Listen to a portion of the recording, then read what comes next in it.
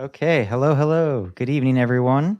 Thank you all for taking the time to be here as part of Wolfpack Pictures.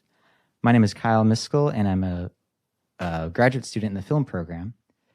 Wolfpack Pictures, for those of you who are here for the first time, is a film collective run by the graduate students at NC State with the help of our advisor, Dr. John Statler. Our goal is to showcase unique and diverse film to the NCSU community as well as the public. In this way, we use film to help build community and engage with concepts of art, history, politics, and technology. This is actually our last screening for this semester, but we have more in the works for the spring, which will still be based around the same theme of space. We will continue to explore ideas of cinematic space, from what is shown to how it's made. We invite you to think about the significance of space in each film, from geography and representation to aesthetics and production. Because of COVID-19 regulations, we ask that everyone remain masked throughout the screening and only sit in chairs that are not marked with tape. We also ask that you sign in over here on the seating chart with contact information in case we need to perform contact tracing. There's also candy over there if you would like to grab some now. Before I introduce our speaker, I want to affirm NC State University's land acknowledgement statement. We would like to honor the land beneath us. North Carolina State University sits on land that was originally stewarded by two indigenous tribes, the Tuscarora and the Catawba tribes. We honor these tribes today by recognizing that this institution of higher education is built on land stolen from those who were here before the colonizers arrived. Additionally, this land has borne witness to over 400 years of the enslavement, torture, and systemic mistreatment of African people and their descendants. Indigenous Americans, since long before their first contact with European settlers, shared their knowledge of the land and its resources and have continued to play a vital role in the development of our local communities, North Carolina, and the nation. We honor these people today and every day by recognizing them in order to break the cycle of colonization and the continued erasure of Indigenous and Black peoples. We must acknowledge the history of the spaces and places we occupy to both understand and unlearn the many ways that we have been socialized. Thank you. Now for a little information about our presenter, who will introduce the film for tonight and lead the discussion afterward. Dr. Josie Torres Barth is a teaching assistant professor of film studies in the Department of English, where she teaches courses in film history and analysis, TV studies, and horror. Her research examines how forms of audience address in television, film, and radio demonstrate changing conceptions of public and private spheres, with a focus on anxieties surrounding the ambiguous position of women in the growing consumer economy of the post-war United States. Dr. Barth's work has appeared in Camera Obscura, Feminism, Culture, and Media Studies, and is forthcoming in the edited collection Contemporary American Prestige Television, Cultural and Artistic Value in the Multi-Platform Era. She received her PhD in Cultural Studies in 2019 from McGill University. Before attending graduate school, she worked as a freelance art director for film and television in New York. And it is my honor to introduce Dr. Barth. All right, so as Skip mentioned, the film that we're going to watch this evening is a very low-budget film, an independent film that was the only feature that the director made, because he made his living producing these kinds of industrial and educational films that you just saw one example of. And as we might notice, a lot of these educational and safety films actually rely in a way on fear and on the way that this sort of promise that you can avoid things that might be threatening to you if you follow a certain set of rules.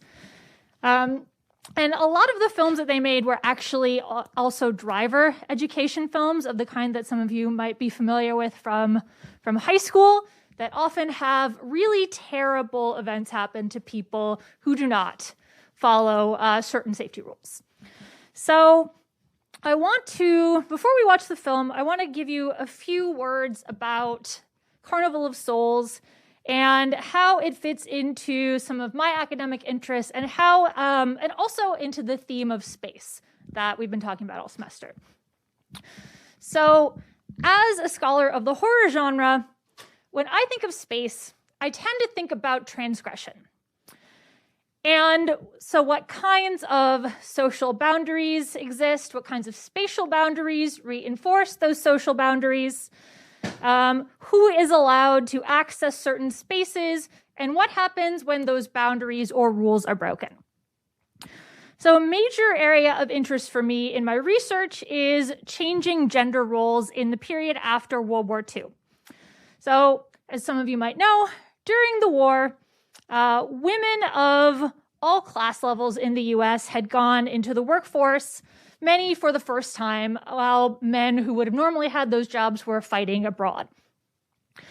And so this new role gave many of them unprecedented opportunity to participate in and move through the public sphere. However, when the war ended and the men came back and wanted their jobs, suddenly there's this pressing question of where women belong in both the economy and in the culture more broadly. And you might be familiar with this sort of stereotypical image of the perfect 1950s housewife who has all of her emotional needs met by the role of caring for her husband and her children and her home. This image, of course, leaves out many women who might not fit into that middle-class, straight, cis, reproductive, and often white image or role. And something that I've learned from my research is that this image that we get of women in the 1950s and of women's role in popular culture, especially on TV, is actually part of a broader cultural campaign to reinforce these supposedly traditional gender roles and to frame the kind of freedom and independence that women might have had with their wartime roles as part of the crisis of wartime.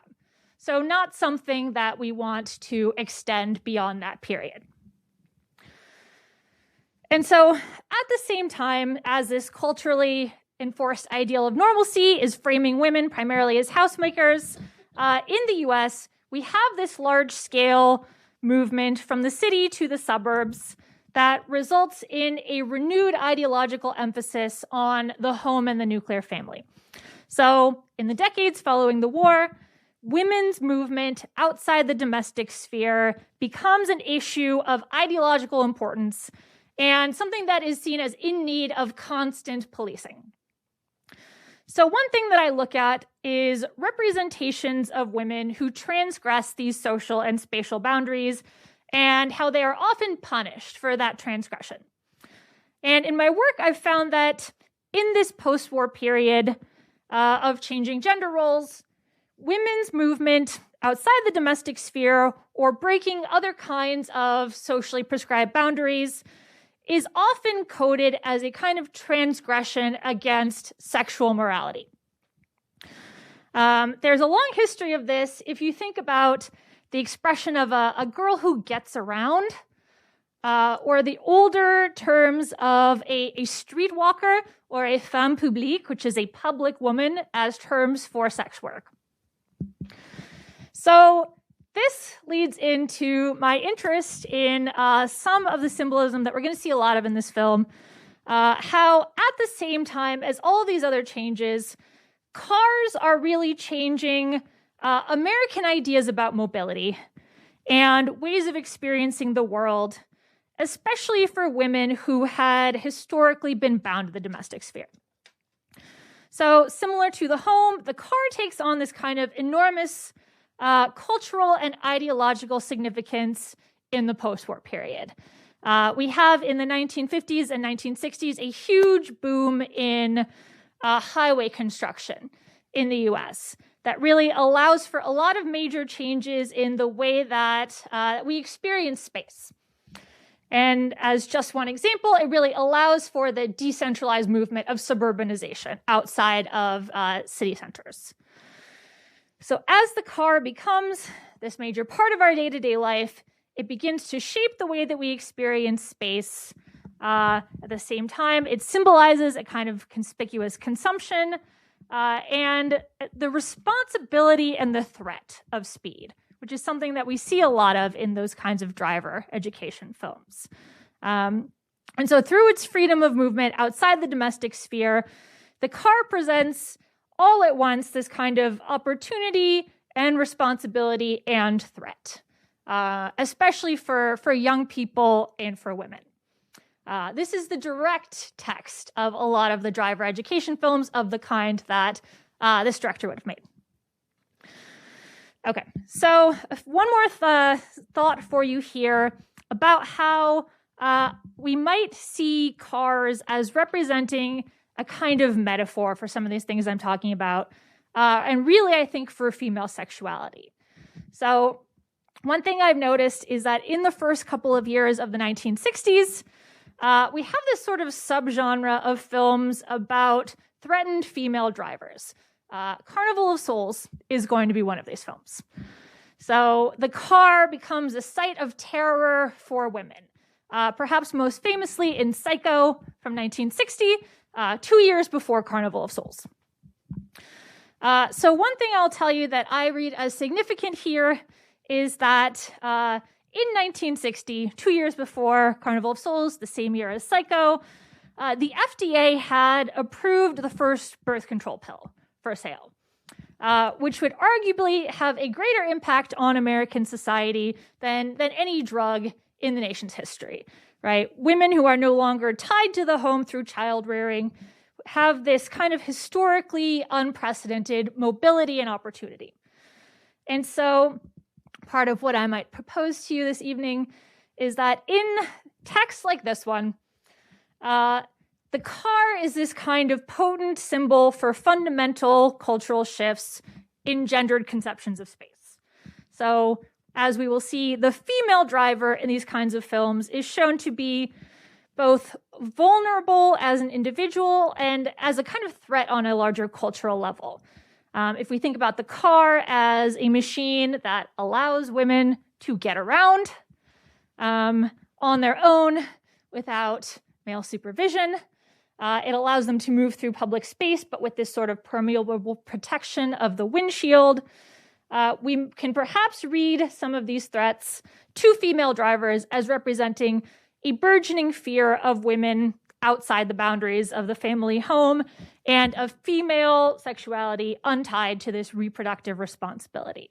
So I just want to present some of these thoughts for you of ways that we can see car travel as a form of vicarious experience of spatial conquest and of a kind of terror for these female drivers. Okay, I'm going to go ahead and start the film for you.